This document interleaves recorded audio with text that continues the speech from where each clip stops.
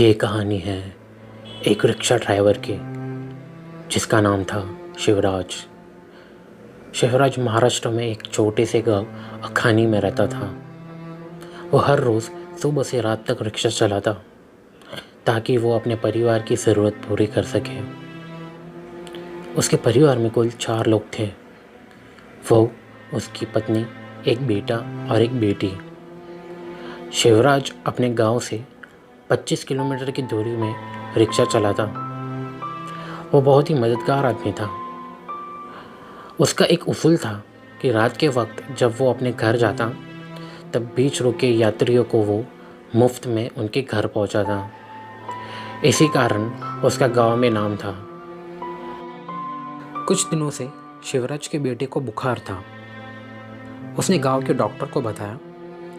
Doctor ने कुछ दवाइयाँ दी और कहा अगर इससे ठीक नहीं हुआ तो शहर ले जाना होगा।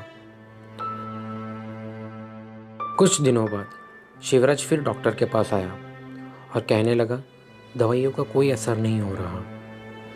तब डॉक्टर ने उसे शहर जाने को कहा ताकि कुछ रिपोर्ट्स निकाल सके।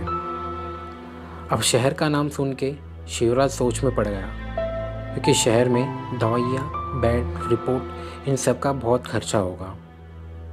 ये सोचते हुए उसने तय कर लिया था कि वो अब रिक्शा आधी रात तक चलाएगा ताकि कुछ दिनों में पैसे जमा कर सके। और डॉक्टर से उसने कुछ दिनों के लिए दवाइयाँ ले ली ताकि उसके बेटे का कुछ बुखार कम हो सके। दूसरी सुबह शिवराज जल्दी रिक्शा लेकर चला गया। पूरे दिन बहुत मेहनत की। अब रात के 10:30 बजने आए थे। फिर भी शिवराज उदास था, क्योंकि उसने पूरी मेहनत की फिर भी ज़्यादा पैसे नहीं कमा सका। शिवराज अब थक चुका था, इसलिए उसने घर जाने का तय कर लिया। घर जल्दी पहुंचने के लिए उसने अपनी रिक्शा की स्पीड बढ़ाई। घर अभी भी 20 किलोमीटर दूर था और रास्ता सुनसान। कुछ दूरी पर अचानक शिवराज को एक औरत दिखी। वो औरत रिक्शा को हाथ दिखा रही थी। वैसे शिवराज जल्दी में था, पर उसके उसूल के कारण उसने रिक्शा रोक दी और उस औरत से पूछा, कहाँ जाना है बहन? उस औरत ने कहा, भैया मुझे आनंदवाड़ी जाना है। आनंदवाड़ी शिवराज के गांव अखानी से आगे था।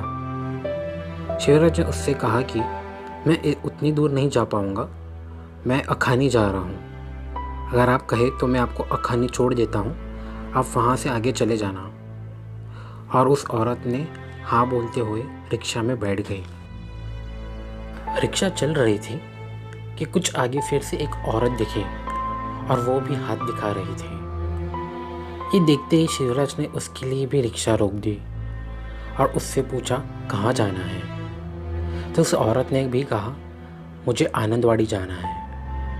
ये सुनते ही शिवराज को अजीब लगा, पर उसने उस बात को नज़रअंदाज किया और उस औरत को भी बिठाकर रिक्शा चलाने लगा।